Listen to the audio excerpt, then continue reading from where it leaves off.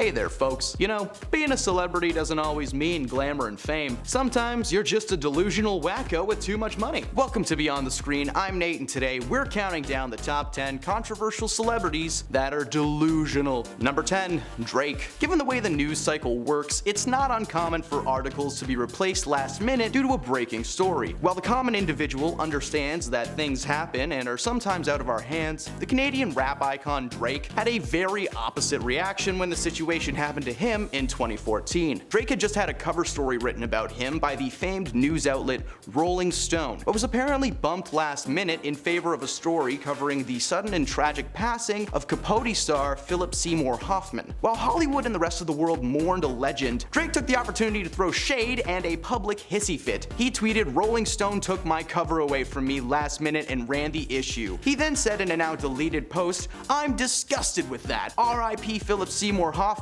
all respect due, but the press is evil." He later issued an apology for his behavior, but he hasn't really stopped making every situation about him whenever possible. So, I was at Backstreet Boys concert last year in Toronto when suddenly Drake just came over the mic and he walked on stage. Now at first we thought this was like a cool one-time surprise since Toronto's his hometown, but it turns out that Drake has been randomly popping up at other people's concerts constantly. Anytime that someone is in the same town as him, he has to like shoehorn his way into every single event. While surprise guests can be fun, some people just may not like Drake and want to listen to the people that they paid to see. So Drake, if you're watching this, why? Go do other Drake stuff. I'll pay you. I'll come see you. Number 9. Liam Payne. The former member of the popular boy band One Direction, Liam, much like his fellow former bandmates, has been attempting a solo career ever since the band's breakup in the early 2010s. While all members of 1D have had some moderate success, it's arguable that Harry Styles is probably the most successful of the bunch. Not only has his music been the most downloaded, but he's begun to suddenly pop up in big budget flicks like Dunkirk, Don't Worry Darling, and he's even in the Marvel Cinematic Universe now as the Titan Star Fox. And no, not the Nintendo 64 Star Fox, although that would be dope. Despite the obvious evidence, Liam likes to claim that he is the most successful of the bunch. During an interview on YouTuber Logan Paul's podcast, he spilled the tea on his fellow boy bandians and confidently claimed that he was the most successful soloist following the 2015 split, and of course, fans just ripped him apart. He claimed his 2017 debut single, Strip That Down, had been downloaded on Spotify over 800 million times. And while that is a lot, Liam claimed that he has been hitting the high billions. He also claimed that he had outsold everybody within the band, though he hasn't even sold out Wembley Stadium like Harry Styles has, or have a #1 song on Billboard Top 200 like Zayn Malik or Niall Horan. While the fans may have attempted to put Liam back into his place, the delusion appears to have stuck as he maintains his higher-than-thou attitude to this day, despite watermelon sugar being stuck in your head right now. Number 8. Alec Baldwin. When on set, you must follow the ABCs of etiquette. Always be careful with your firearms. Alec Baldwin, star of such critically acclaimed darlings as Glengarry Glen Ross, Beetlejuice, and Cat in the Hat, that last one's not critically acclaimed, I just like to remind people that he decided to be in that, has been in hot water for over a year following the accidental slaying of an on-set cinematographer during the filming of a recent project called Rust. Alec's delusion began well before this though, as he's been under the impression that we can't see through his so-called nice guy exterior. Since the late 2000s, Alec has been confirmed by multiple media outlets and his own family that he is a short-tempered, pompous, and sometimes racist man with his head so far up his own rear that he looks like one of those alien things from Teenage Mutant Ninja Turtles. To prove his ignorance, he posted a series of tweets in 2015 complaining about a protest in support of higher minimum wage that had been blocking his commute. He tweeted, "Life in NYC is hard enough as it is. The goal is to not make it more so. How does clogging rush hour traffic from 59th Street to 42nd do any good?" Needless to say, both the internet and the media themselves rushed to the defense of the protesters, reminding Alec that if his biggest struggle on a Thursday night is the traffic, that he's probably doing just fine. Number 7. Joaquin Phoenix. Joaquin is a gifted actor who suffers from a troubled past. The Joker star and Academy-nominated actor spent the majority of his childhood being raised by a cult in Venezuela, along with the rest of his siblings. His parents became involved with the church Children of God that was later later classified as a full-fledged cult. Thankfully, his parents came to their senses and were able to escape to live out their lives in Hollywood. Joaquin began acting around his mid-teens, and he's kept a steady career ever since. However, his methods to properly get into the character of whoever he is playing have been a bit extreme to say the least. For example, when he starred as the legendary musician Johnny Cash in the 2005 film Walk the Line, about his rise to fame and his struggles with substance and beverage control, to prepare for the role, Joaquin decided the best way to get into character was to just do what Johnny did. The usually social beverage consumer decided to go headfirst into the no-no juice, reportedly being intoxicated several times on set. He fell so deep into his character that he actually had to spend 6 months in a rehabilitation facility to cope with the mental strain that it took on him. Ever since then, he's been well received by audiences, with his turn as the Joker being considered the second best to Heath Ledger. However, his attitude in interviews has only gotten stranger and stranger over the years. One time he even appeared on Letterman in a pair of shades, pretending like he'd rather be anywhere else. Now, while some may have thought this was a pre-planned stunt, it was later revealed that he had actually been just annoyed at having to make the appearance. But if you want concrete proof that he's delusional, he stopped acting for a year to be a battle rapper in New York.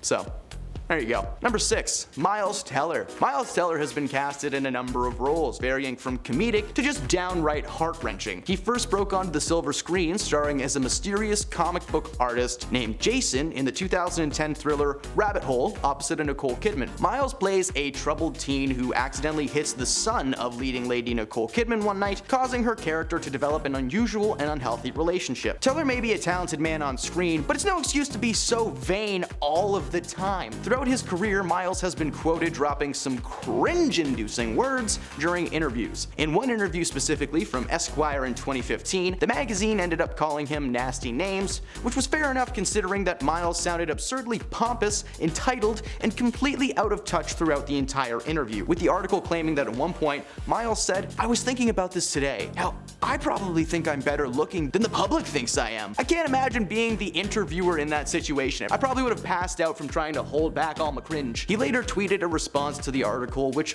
always goes well. He called the article very misrepresenting, but judging by his continuance to be vain when interacting with interviewers or fans, I think we could just chalk this one up to him being delusional. Number 5.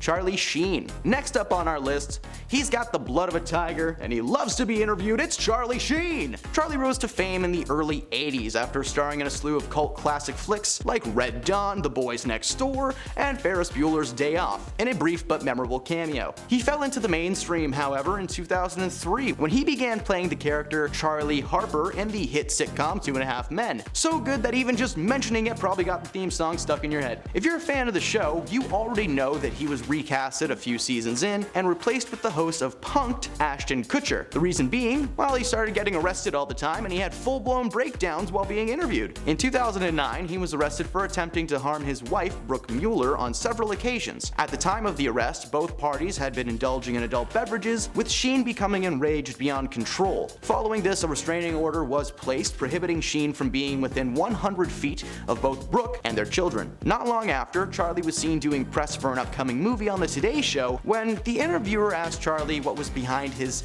sudden behavior, claiming that he was being perceived as angry and erratic. Sheen responded with, no, it's my passion, okay? Before launching into a no snow-fueled tirade. He claimed that his brain functioned within a separate realm to ours. Charlie's interview was defensive to say the least, with his energy just being weird and aggressive the entire time. Even since then, Charlie has maintained a strange air of arrogance towards himself. He still thinks he's the king of TV and quote, winning, when in reality, this is probably the first time you've heard about him in a while. Number 4.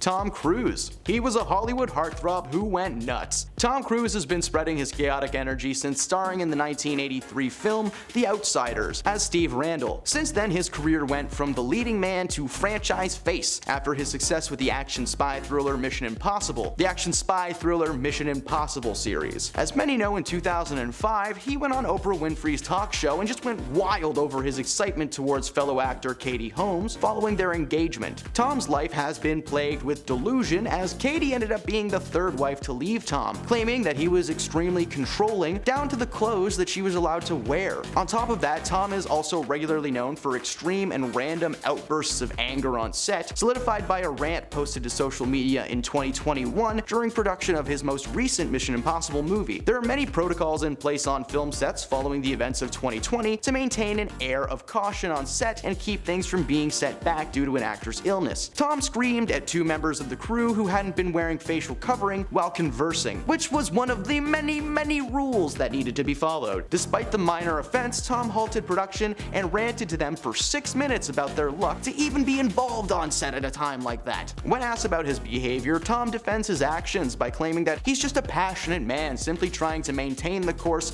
by enforcing the rules. But he's also a man that will go deep into Scientology lore if you are alone with him, so I don't know, maybe this isn't the guy who should be enforcing rules?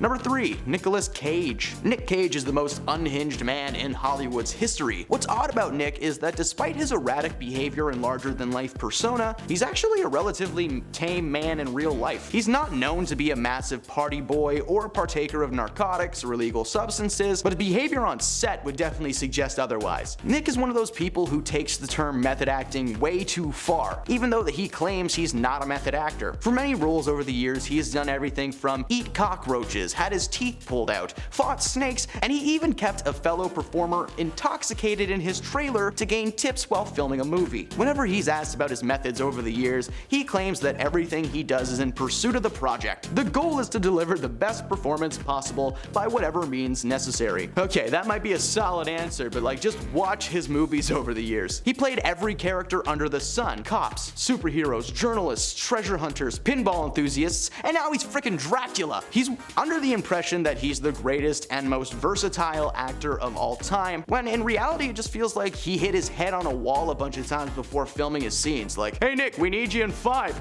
Okay. Number 2. Katherine Heigl. Katherine Heigl rose to mainstream fame after starring as Dr. Izzy Stevens on the popular hospital drama Grey's Anatomy from 2005 to 2010. During those 5 years, Katherine was a busy bee, not only doing Grey's, but also filming some big budget flicks like Knocked Up with Seth Rogen. She held the title of leading lady in multiple rom-coms though, with people like Josh Duhamel, Gerard Butler, Jason Marsden, and Ashton Kutcher. Her career seemed to be on the rise, but it all quickly faded away when Hollywood started to realize just how difficult and unprofessional she had apparently become. Following the release of Knocked Up and leading up to its release, Katherine was very vocal about her disdain towards the film. She claimed that it painted women as shrew, humorless, and uptight, while the men were bubbly, lovable, and goofy, which was exaggerated by the characters, and she had a hard time with it on some days. Seth Rogen has said that the comments made him feel betrayed, as Katherine was game the entire time while they were filming. But following this, she also complained to the writers of Grey's Anatomy that her character was not given good material to work with that season, and she actually removed her name from contention in 2009 from the Emmy Awards. She basically said, hey, sorry the writing sucks, I don't want an award to remind myself of it constantly. She received massive backlash from fans, calling to question her attitude towards projects, with some claiming that the slew of constant rom-coms over such a short period of time may have burned some kind of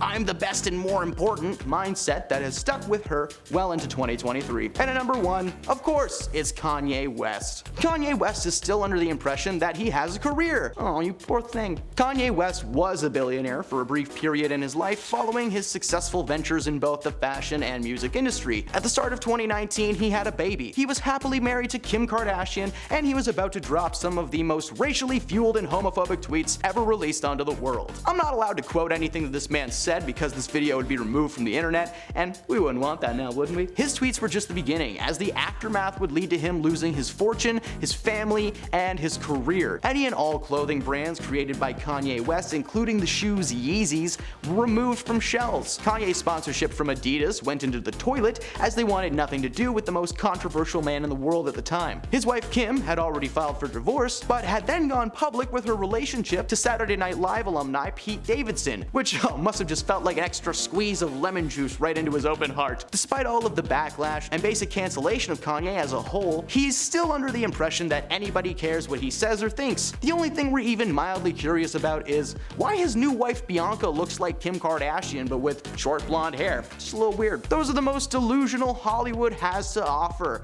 Who did we miss, and who would you like to see if we do a part 2? Let us know in the comments below. And if you stuck around at the end of of this video, what's up?